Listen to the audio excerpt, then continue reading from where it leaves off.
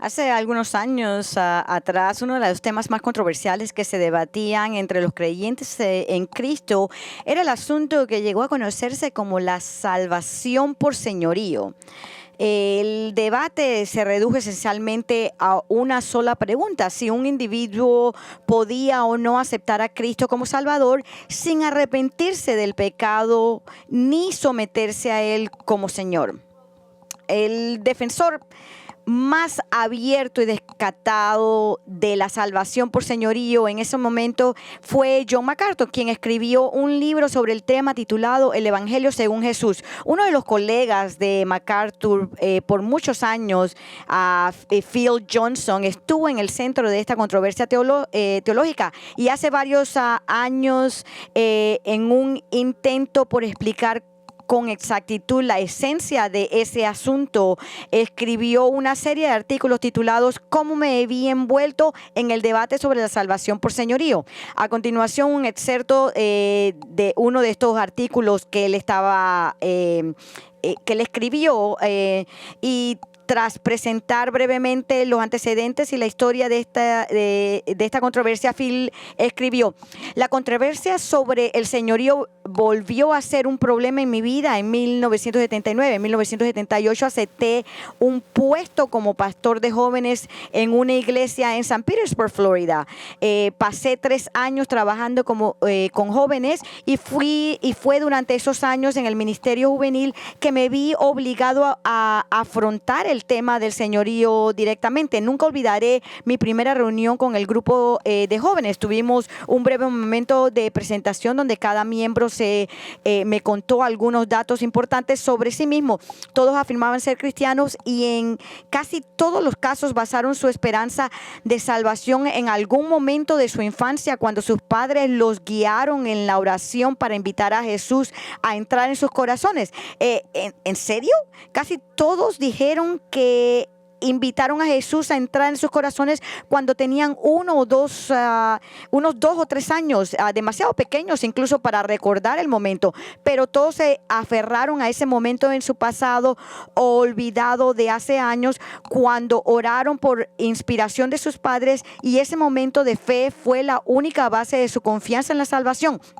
Con el paso del tiempo, cuando conocí personalmente a estos jóvenes, empecé a tener serias dudas sobre si algunos de ellos eran realmente creyentes. De hecho, salvo a un pequeño grupo de jóvenes fieles, la mayoría o la mayor parte de la vida de estos muchachos no era diferente a las de sus amigos no cristianos, y algunos eran mucho peores. Si tenían algún interés real en el grupo, era solo por las actividades sociales. No tenían ningún deseo por las cosas espirituales, ningún amor aparente por Cristo, ninguna ambición de santidad personal, ninguna estima real por las cosas de Dios, absolutamente nada que los distinguiera de los jóvenes paganos del barrio. De hecho, algunos de los jóvenes paganos llevaban vidas que a primera vista parecían moralmente superiores a las de algunos de estos jóvenes que insistían en ser cristianos.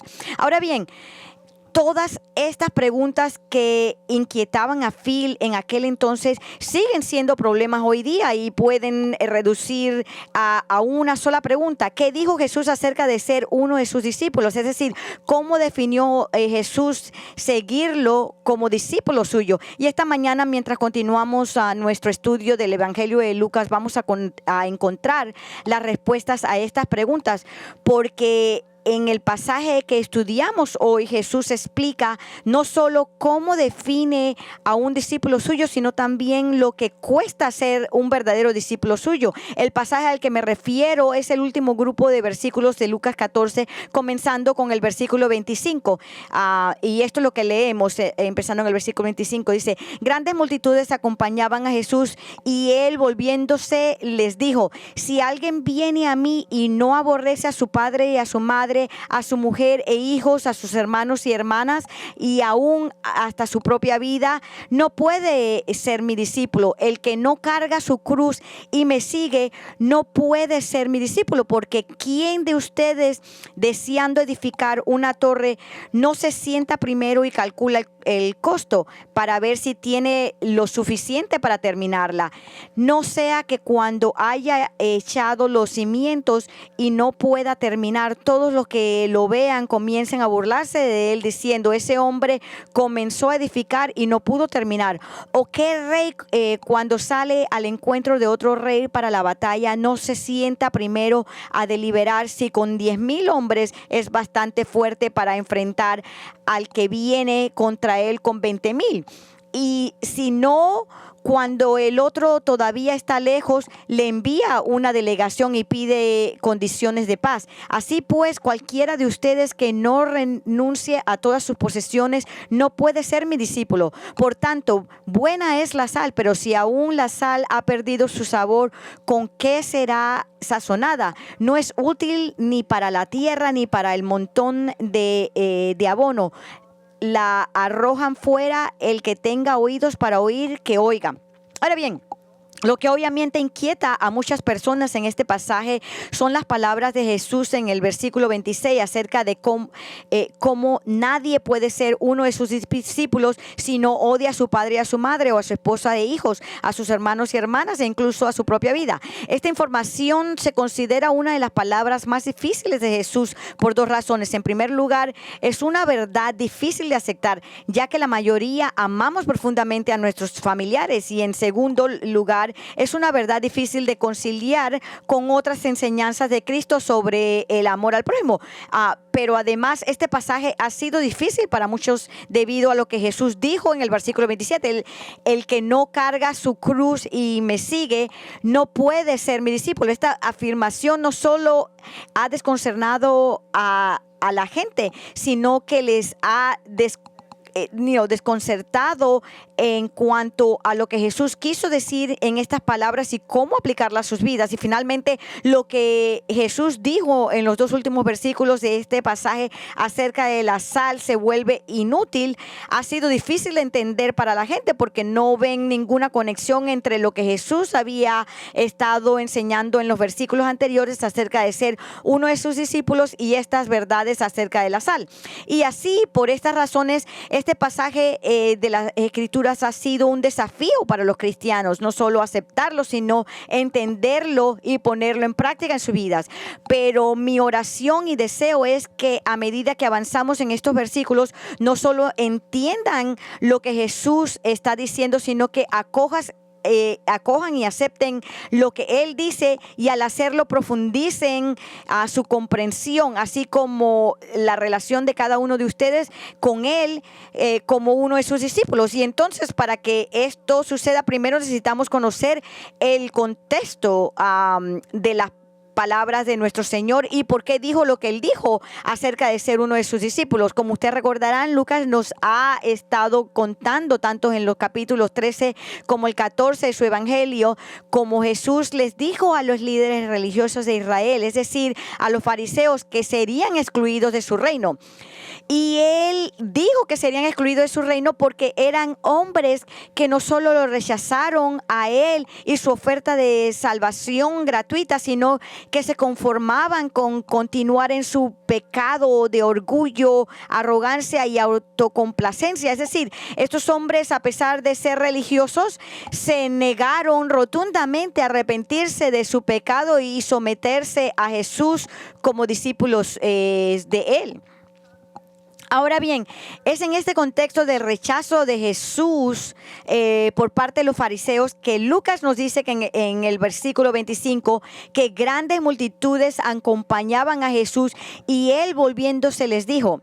Aunque los fariseos habían dejado bien claro que lo rechazaban, leemos aquí que grandes multitudes lo acompañaban. Ahora bien, lo que este versículo significa es que mientras que Jesús se encontraba en la región que se conoce como Perea, en su último viaje a Jerusalén, donde en pocos meses se experimentaría la cruz y la crucificación, multitudes de personas aún lo seguían, pues a pesar de la hostilidad de los fariseos hacia Jesús, él seguía muy popular con la mayoría de la gente, y la razón de su popularidad radica en que con toda su predicación sobre el reino de Dios, muchas personas se sintieron atraídos por él porque anticipaban que estaba a punto de derrocar el gobierno romano sobre Israel e inaugurar el reino de Dios en la tierra.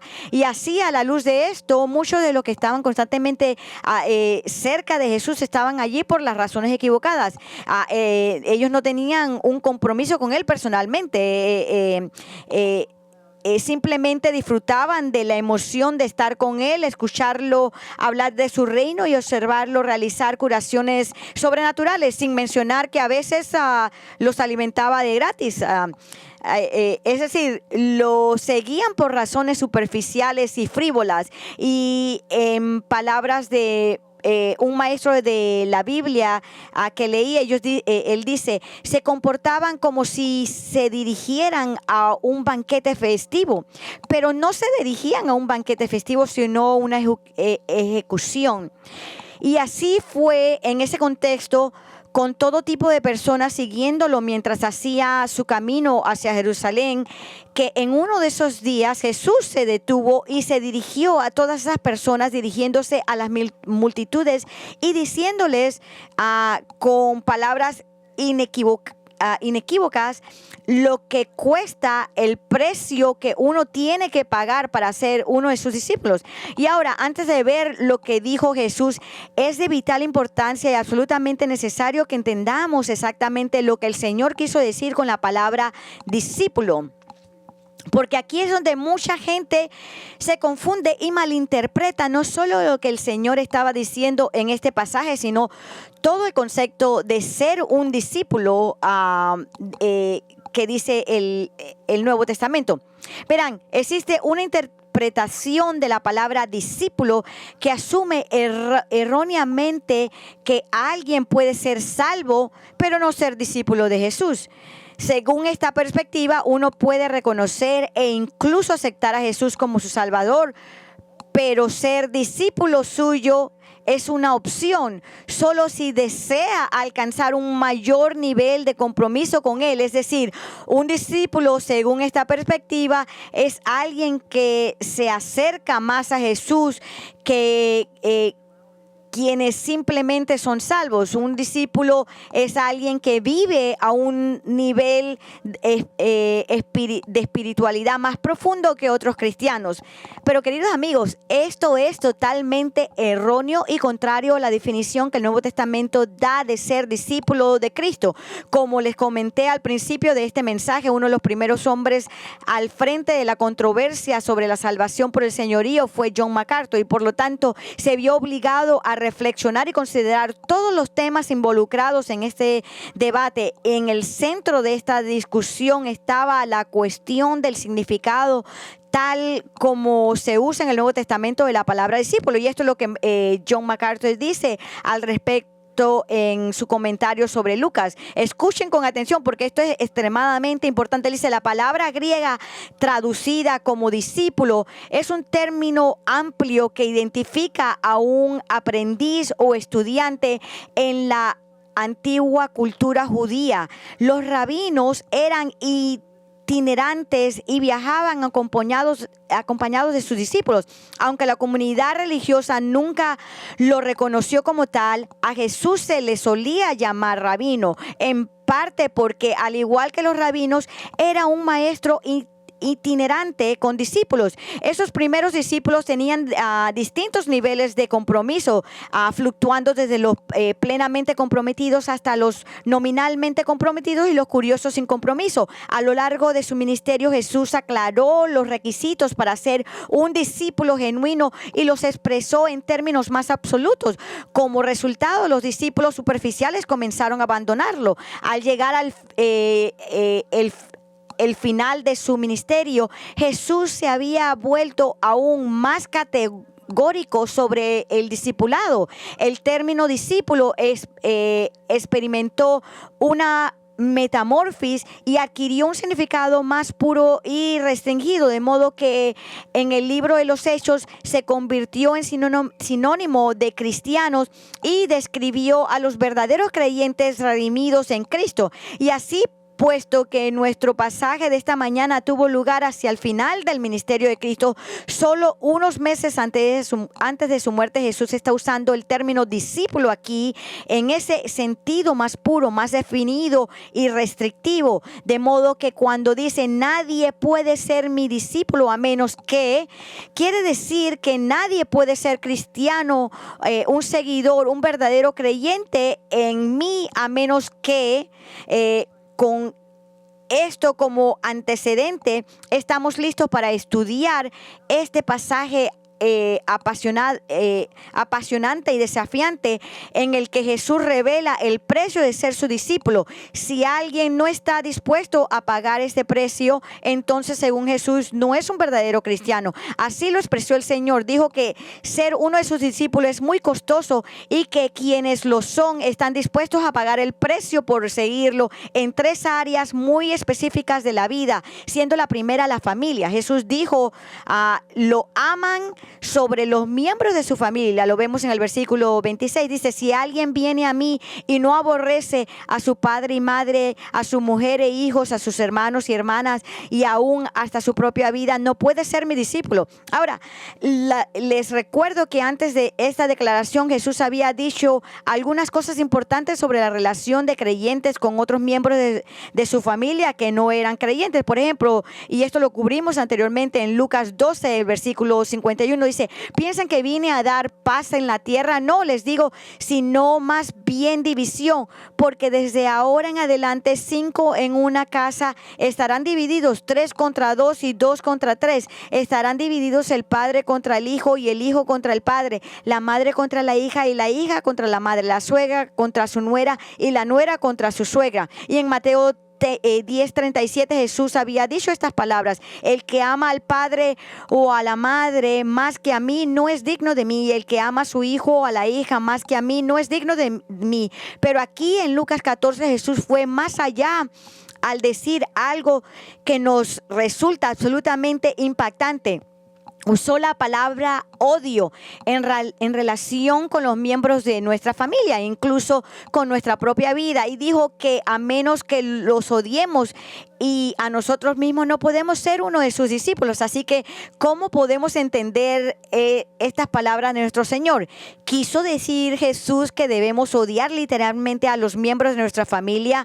¿Nos está diciendo Jesús que a menos que detestemos e incluso aborrezcamos a nuestros familiares, no podemos ser discípulos suyos? Escuchen atentamente, esto no puede ser lo que Jesús quiso decir, porque contradeciría claramente otras afirmaciones de las que Jesús hizo, y las escrituras nunca se contradicen. Jesús no pudo querer decir que debes despreciar a tus padres cuando Él te ha ordenado honrar a tu padre y a tu madre. Él no pudo o no puede querer decir que un hombre debe odiar a su esposa cuando Él ha ordenado a los esposos que amen a sus esposas como Cristo amó a la iglesia. Y tampoco podría querer decir que una esposa debe odiar a su esposo cuando en Tito 2:4 él dice que una esposa joven se le debe enseñar a amar a su esposo. No es posible que Jesús quisiera decir que debemos odiar a nuestros hijos cuando Él amaba a los niños pequeños, tanto que los tomaba en sus brazos, les ponía las manos encima y los bendecía. Y no es posible que Jesús nos esté ordenando odiar a nuestros hermanos cuando nos enseñó a reconciliarnos con nuestros hermanos. Entonces, si Jesús no estaba diciendo que detestáramos o aborreciéramos y despreciáramos a los miembros de nuestras familias, ¿qué estaba diciendo? Escuchen con atención. Jesús usaba la palabra odiar, no como la usaríamos hoy para hablar de despreciar a alguien, sino en un sentido muy bíblico judío, en el lenguaje del Antiguo Testamento, para referirse a preferir a una persona sobre otra. Es decir, hablaba de amar menos a alguien en el sentido de preferencia. Por ejemplo, leemos en Malaquías 1, 2, 3, dice, sin embargo, yo amé a Jacob y aborrecí a Esaú. Ahora bien, con estas palabras el Señor no estaba diciendo que él despreciaba a Esaú, sino que simplemente que prefería a Jacob sobre Esaú, de modo que sus promesas vinieron a través de la línea de Jacob en lugar de la línea de su hermano. De la misma manera, leemos lo mismo en Génesis acerca del amor de Jacob por Raquel, más que por su hermana Lea. En Génesis 29:31 dice, vio el Señor que Lea era aborrecida. Ahora bien, esta palabra hebrea traducida como aborrecida significa literalmente odiada. Así que lo que en realidad leemos aquí es que Jacob odiaba a Lea, pero la idea no es que Jacob sintiera desprecio personal por Lea y no la soportara, sino que amaba a Raquel en el sentido de que la prefería por encima de su hermana. Escuchen, como alguien lo expresó, Jacob no pudo haber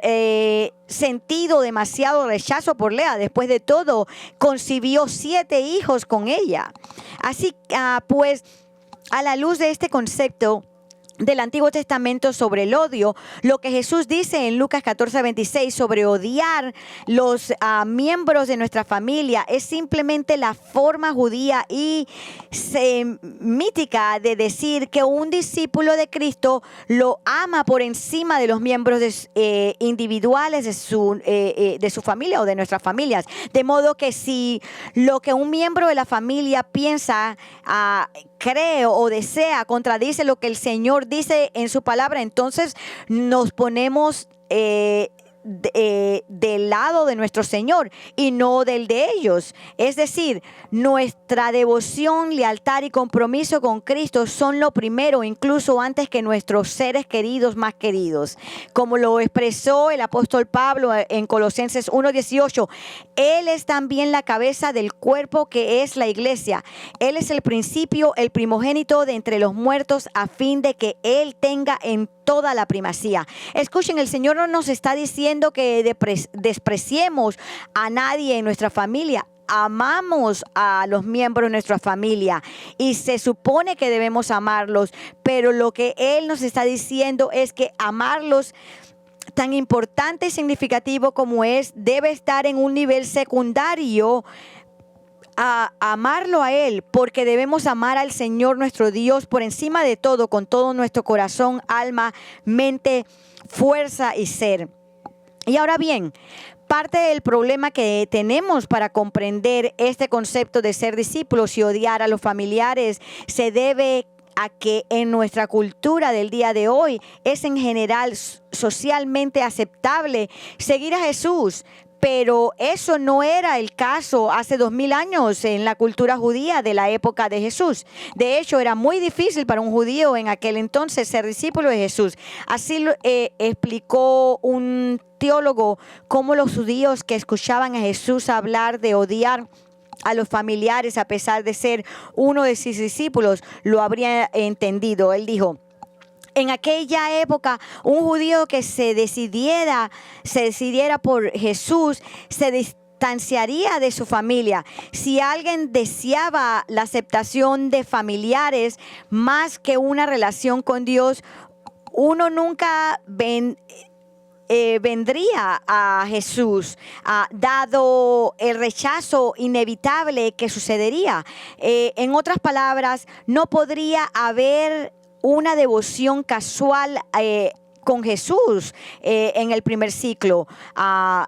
Una decisión por Cristo marcaba a la persona y automáticamente venía con un costo. Se pueden observar comparaciones contemporáneas en ciertos contornos de Europa del Este, antiguamente comunista, en países musulmanes o en familias asiáticas muy unidas. El fenómeno occidental moderno, donde una decisión por Cristo es popular en la comunidad social en general, no se daba en el contexto de Jesús, lo que complicaba nuestra comprensión del significado de la decisión de asociarse con Cristo. Hoy en día uno podría asociarse con Cristo simplemente por ser culturalmente apropiado, en lugar de por verdaderas razones espirituales. Tal decisión era imposible en el primer siglo. Si uno elegía asociarse con Jesús, recibía una reacción negativa a menudo desde dentro del hogar, de los familiares de ellos. Ahora, lo que podría ayudarle a entender mejor lo que el Señor estaba diciendo es considerar el costo que una persona judía hoy en día a menudo tiene que pagar cuando llega a la fe en Cristo. Aquellos que vienen de familias judías religiosas y observantes a menudo han tenido la dolorosa experiencia de ser completamente separados de su familia, hasta el punto en que su familia incluso realiza un funeral para ellos, lo que significa que debido a su fe en Jesús son considerados muertos para su familia. Es como si ya no existieran. Es muy similar para un musulmán de hoy que llega a la fe en Cristo. Su familia no solo puede eliminarlos, incluso pueden tratar de matarlo. Entonces, cuando Jesús dice que debemos amarlo y serle leales, incluso por encima de los mismos miembros de nuestra familia, nos está diciendo que hay un precio que pagar por seguirlo, a veces un precio muy alto. Entonces, sabiendo que Jesús no nos dice que odiemos literalmente a nuestros familiares, sino que no aseguremos de que nos aseguremos que nuestra lealtad, fidelidad y amor sean para Él primero que para nuestra familia. Entonces, ¿cómo aplicamos lo que el Señor dice a nuestra vida? Pues bien, aplicamos esta verdad asegurándonos de que nuestra prioridad en todo sea honrar a Cristo, obedeciendo su palabra, sin comprometer jamás sus valores ni sus normas de santidad, incluso cuando nuestros familiares nos presionen para que las traicionemos. Amigos, esto es lo que sucede cuando el Señor es su prioridad y lo aman por encima de todo. Experimentan una maravillosa paradoja. Cuando aman a Cristo primero, amarán a sus padres más que nunca. Cuando aman a Cristo primero, amarán a sus cónyuges más que nunca. Cuando aman a Cristo primero, amarán a sus hijos más que nunca. Y cuando aman a Cristo primero, amarán a sus hermanos más que nunca. Es decir, si aman al Señor como deben amarlo, entonces responderán a cada miembro de su familia amándolos como Jesús quiere que los amen, haciendo lo mejor para ellos en lugar de ceder a sus exigencias, a menudo pecaminosas, y llamarlo amor. Verán, aquellos que aman a Cristo serán los mejores hijos para sus padres, el mejor esposo para su esposa y la mejor esposa para su esposo, los mejores padres para sus hijos y el mejor hermano o hermana para sus hermanos. Porque cuando amas a Cristo, lo obedecerás siendo la persona más amorosa que puedes ser para los miembros de tu familia. Pero para que esto sea una realidad en tu vida, debes decidir ser leal a Cristo y amarlo por encima de todos los demás. De lo contrario, dice Jesús, no puedes ser un discípulo, porque sus discípulos pagan el costo, que a veces es muy alto, de amarlo por encima de los miembros de su propia familia. Entonces, la primera área de la vida en la que Jesús dijo que sus discípulos estaban dispuestos a pagar el precio por seguirlo es el área de la familia. Ellos lo aman, él dijo, por encima de los miembros de su familia. Y mientras el Señor continuaba dirigiéndose a esta multitud que lo seguía, les dijo una segunda área por la cual sus discípulos estaban dispuestos a pagar el precio por seguirlos. Y esa era, están dispuestos a renunciar a todo, incluso a sus propias vidas. En el versículo 27, el que no carga su cruz y me sigue no puede ser mi discípulo. Ahora bien, esta declaración de Jesús parece ser una extensión y una aclaración de lo que Él acaba de decir hacia el final del versículo 26, donde afirmó que un discípulo suyo odia no solamente a los miembros de su familia, sino incluso a su propia vida. Y ahora explica lo que quiere decir con odiar la propia vida, diciendo que quien se niega a llevar su propia cruz y seguirlo no puede ser su discípulo. Ahora bien, aquellos judíos que escuchaban a Jesús ese día habrían entendido exactamente de qué hablaba, pues comprendían el concepto de llevar la cruz camino a la crucificación. Si bien en ese momento no se daban cuenta de que Jesús mismo iba a ser crucificado, sí sabían que la cruz representaba la forma en que los romanos ejecutaban a sus prisioneros. Por lo tanto, el estar familiarizado con la crucificación es escuchar a Jesús hablar de que tenían que tomar su cruz debió de sorprenderles, pues sabían que la muerte por crucificación era la forma más temida de morir en el mundo antiguo. No solo era la forma más degradante de morir como un hombre colgado desnudo en una carretera principal a la vista de todos, sino que la crucificación era la forma de muerte más dolorosa e insoportable, porque fue diseñado para ser una muerte lenta y agonizante por asfixia. Ahora bien, con todo esto en mente, Jesús dice que quien no carga su cruz y lo sigue no puede ser su discípulo. Entonces, ¿qué quiso decir exactamente con esto? Pues bien, siempre que un hombre era sentenciado a ser crucificado, los romanos le exigían que llevara su propio travesaño hasta el lugar de la ejecución. Por eso Jesús inicialmente cargó su propia cruz, pero estaba demasiado débil para continuar, así que un hombre entre la multitud, Simón de Cirene, fue obligado a llevar la cruz de Cristo. Así pues, tomar la cruz hablaba de muerte, y así es exactamente como Jesús quiso que se entendiera. En el lenguaje de hoy día podríamos decirlo como que quien no lleva su propia silla eléctrica al lugar de su ejecución no puede ser mi discípulo. Pero entiendan esto, Jesús no estaba diciendo que todos sus discípulos debían morir por él como mártires. No estaba haciendo de la muerte una condición para la salvación, porque la salvación es por gracia mediante la fe y no por el acto de morir ni por ninguna otra acción. Eso sería salvación por obras y contradeciría la clara enseñanza de las Escrituras. Pero estaba diciendo que la prueba de que uno es un discípulo genuino es que está, noten esto, dispuesto a darlo todo, incluso a su propia vida por él. Ahora bien, si usted es un genuino seguidor de Cristo, alguien que realmente ha sido convertido, entonces estará dispuesto a entregarse físicamente, a entregar su vida y ser martirizado por el Señor, sabiendo que incluso si en este momento ese pensamiento le asusta, todavía está dispuesto a morir por él, confiando que cuando llegue el momento, él te dará su gracia para soportar el dolor y el sufrimiento de la muerte justo en el momento en que lo necesites. Sin embargo, si bien la muerte física es la voluntad de Dios para algunos creyentes, hay otro aspecto de la muerte que implica tomar la cruz y seguirlo. Y Jesús lo planteó cuando habló sobre sí mismo de este tema. Como le dije a un amigo, no sé si yo realmente pueda confrontar algo así. Y un amigo me dijo, Steve, ¿estás muriendo ahorita mismo? Y yo le dije, no ahorita mismo, pero estoy pensando en esto. Le dice, pero no te preocupes, me dijo, cuando confrontes este momento, Dios te va a dar la gracia para poder morir por él, así que no te preocupes.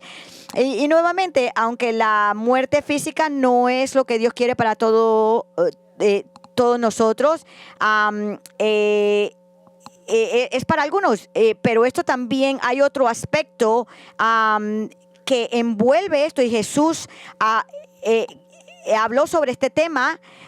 Observen lo que él dijo en Mateo 16:24.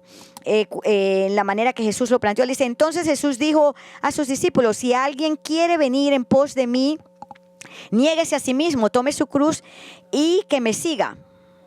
Nuevamente, él se tiene que negar a sí mismo y tomar su cruz y que me siga.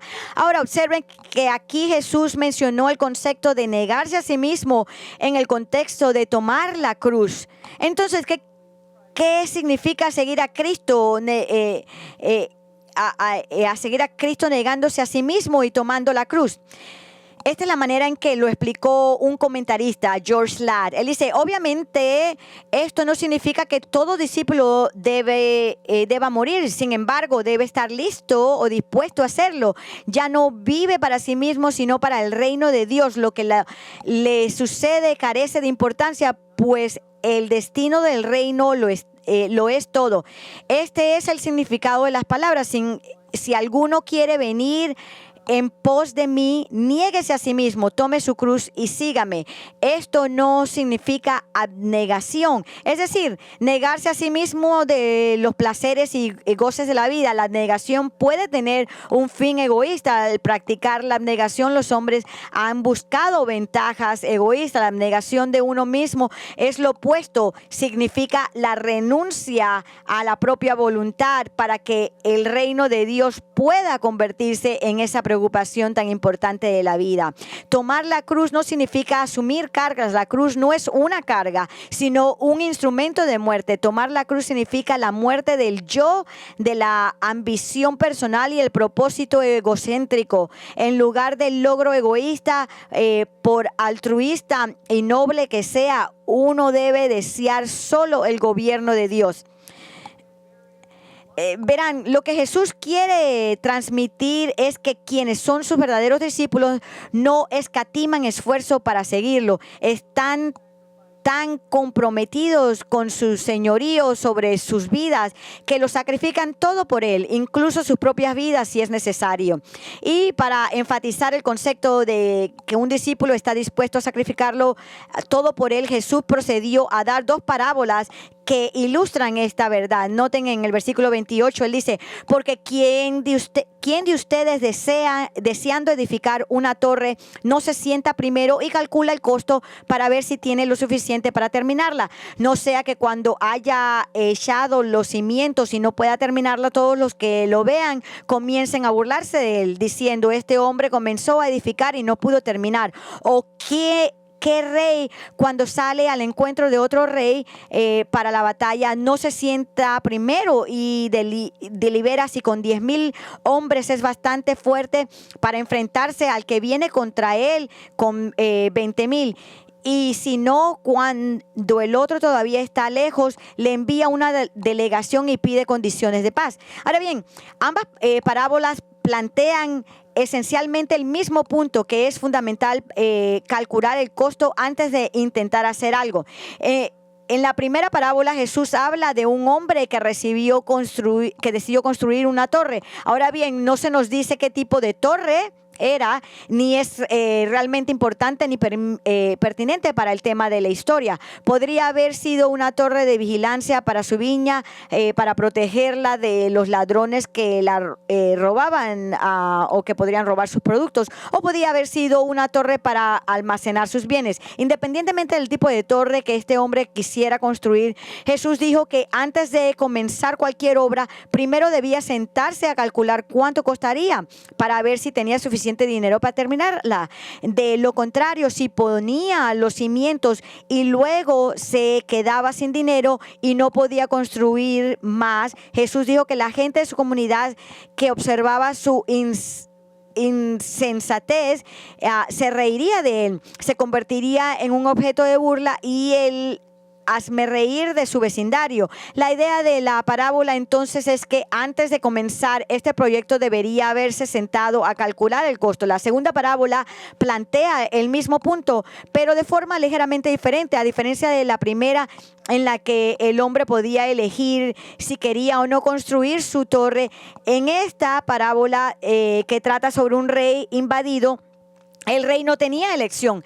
Está siendo invadido por otro rey y su ejército, por lo que se obliga o estaba obligado a prepararse para enfrentar a su enemigo en el campo de batalla. Sin embargo, Jesús nos dice que el rey invadido solo tiene 10,000 soldados, mientras que el otro rey, el invasor, tenía doble, 20,000. Por lo tanto, antes de dirigir a su ejército la batalla, el rey con menos soldados debe evaluar si tiene suficiente efectivos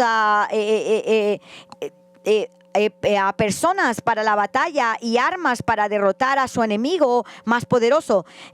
De no ser así, lo más prudente sería negociar algún tipo de tratado de paz con el rey más fuerte. Escuchen, aunque las imágenes de estas dos parábolas son diferentes, el punto es exactamente el mismo. Todo gran esfuerzo requiere que calculemos el costo antes de empezar. Y así es exactamente como es el ser discípulo de Cristo. Antes de decidir seguir a Jesús, tenemos que calcular el costo. ¿A qué tendré que renunciar para ser su discípulo? ¿Qué necesitaré sacrificarme? ¿Qué precio tendré que pagar si voy a seguir a Jesús? Y eso es precisamente por eso que en la siguiente frase Jesús dice estas palabras. Así pues, cualquiera de ustedes que no renuncie a todas sus posesiones no puede ser mi discípulo. Habiendo dicho ya que necesitábamos negarnos a nosotros mismos hasta el punto de estar dispuestos a entregar nuestras vidas por Él, Jesús ahora dice que necesitamos estar dispuestos a entregar nuestras posesiones materiales por Él, o de lo contrario no podemos ser sus discípulos.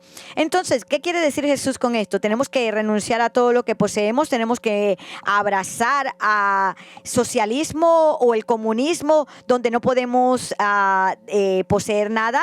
Tenemos que hacer todo voto de pobreza para ser discípulos de Cristo. Ken Hughes en su comentario sobre Lucas explicó exactamente lo que Jesús quiso decir con las palabras renunciar a todas sus posesiones. Él escribe: Jesús dice que todo aspirante a discípulo debe calcular el costo antes de ser discípulos. ¿Y cuál es el costo? Cada posesión que posee y todo lo que él es, cada rincón de su vida, cuando el dinero o las cosas que puede comprar nos hacen dudar en hacer lo que sentimos que el Señor nos haya llamado a hacer. Somos discípulos de cosas, no de Cristo. Los aspirantes a discípulos necesitan reflexionar y decir: Señor, todo lo que tengo es tuyo. Nuestra prueba de discipulado es lo que hacemos con nuestro dinero. Independientemente de nuestros ingresos, si no damos con regularidad y generosidad, no vivimos como un discípulo de Cristo. No podemos seguir al Señor si Él no tiene nuestro corazón. Y como dijo Jesús, donde esté vuestro tesoro, allí estará también vuestro corazón. Entonces, escuchen, el Señor no nos está diciendo que para seguirlo debemos deshacernos de todas nuestras posesiones materiales. Lo que Él está diciendo es que el ser su discípulo significa reconocer que todo lo que tenemos físicamente le pertenece a Él. Y por lo tanto, estamos dispuestos a renunciar cualquier posesión, si eso es lo que Él pone en nuestros corazones y si es lo que Él desea. ¿Por qué? Porque Él gobierna como Señor de nuestra vida y no nosotros. Así que le pregunto, ¿es eso cierto de ustedes? ¿Ese es el caso con ustedes? ¿Has renunciado al trono de tu vida?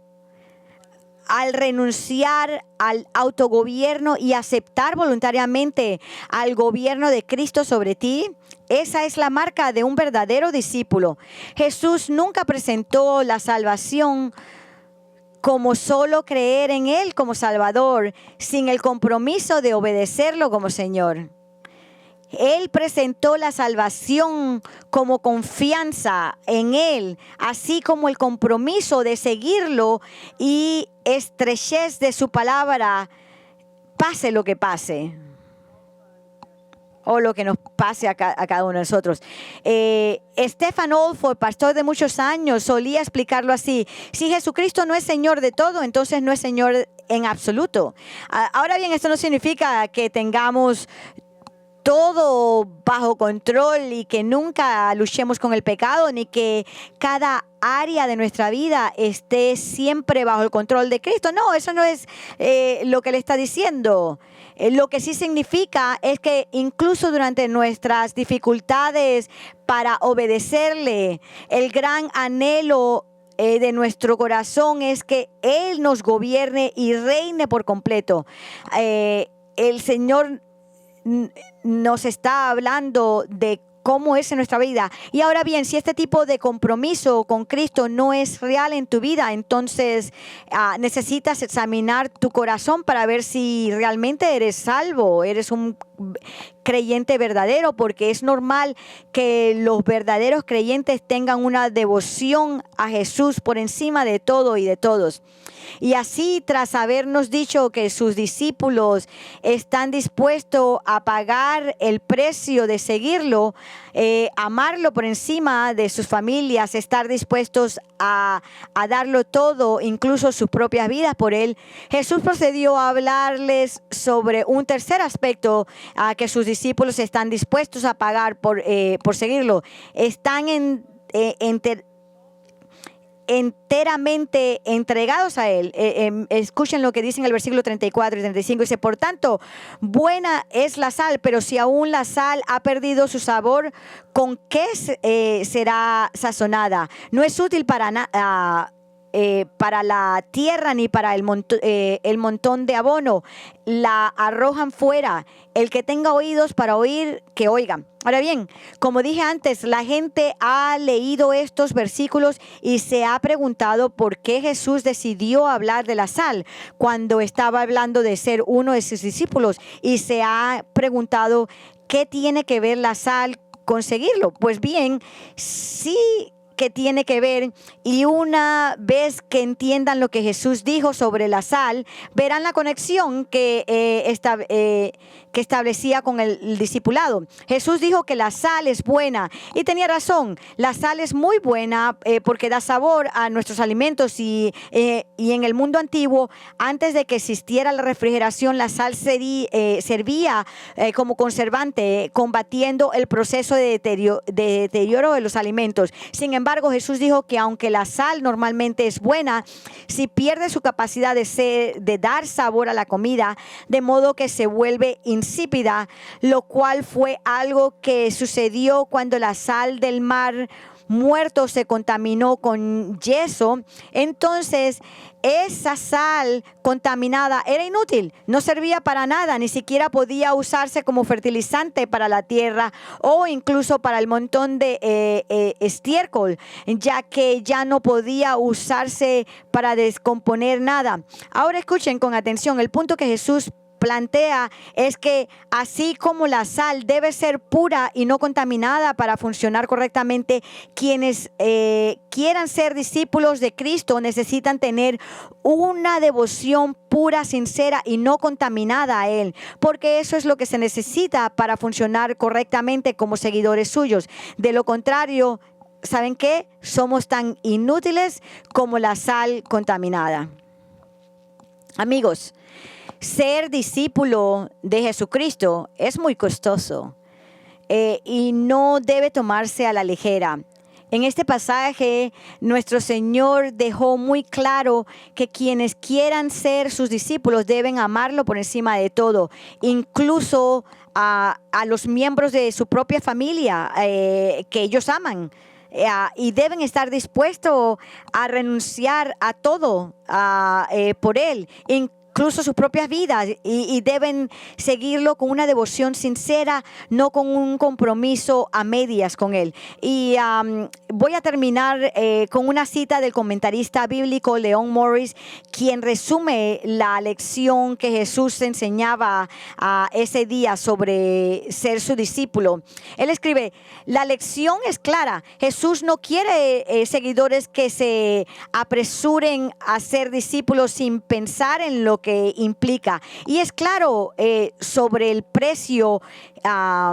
Quien se acerca a Él debe renunciar a todo lo que posee. Estas palabras condenan toda indiferencia. Jesús, por supuesto, no desalienta el discipulado. Advierte contra un apego irreflexivo y cobarde para que quienes lo siguen conozcan la verdadera esencia. Quiere que calculen el costo y lo consideren todo perdido por su causa, para que puedan disfrutar de la euforia del discipulado puro. Y le pregunto a ustedes, ¿han conocido o considerado el costo? ¿Eres uno de sus discípulos? Si no, regresa a casa y reflexiona sobre lo que has escuchado hoy. Si estás dispuesto a considerar y a pagar el costo. Acércate a Él, sé salvo y conviértete en uno de sus verdaderos seguidores, verdaderos discípulos. Oremos. Señor, te damos gracias por este pasaje. Señor Jesucristo, te damos gracias por tu palabras tan fuertes y ciertas. Yo sé que esto es un pasaje bastante duro, pero oramos que tú lidies con todos nuestros corazones, cada uno de nuestros corazones. Señor, es bien fácil en nuestra cultura tener fe superficial y cosas como la que Phil Johnson dijo, el poner nuestra salvación en algo que dijimos cuando teníamos 4 o 5 años, éramos tan jóvenes. Señor, no nos dejes hacer eso. Ayúdanos a asegurarnos que realmente te conocemos a ti y que confiamos en ti por salvación y que nos hemos arrepentido realmente, que tengamos una actitud de arrepentimiento, Señor. Y oramos, Señor, que realmente pongas todas estas verdades en nuestros corazones y aquellos que realmente te conocemos, que estas palabras sean afirmadas en nuestros corazones y que acojamos estas verdades que a lo mejor acogimos hace unos años atrás, que sean renovadas hoy día en nuestras mentes y corazones, Señor. Y te damos gracias por esto, Señor, y oramos todo esto en el nombre del Señor Jesucristo. Amén. Gracias por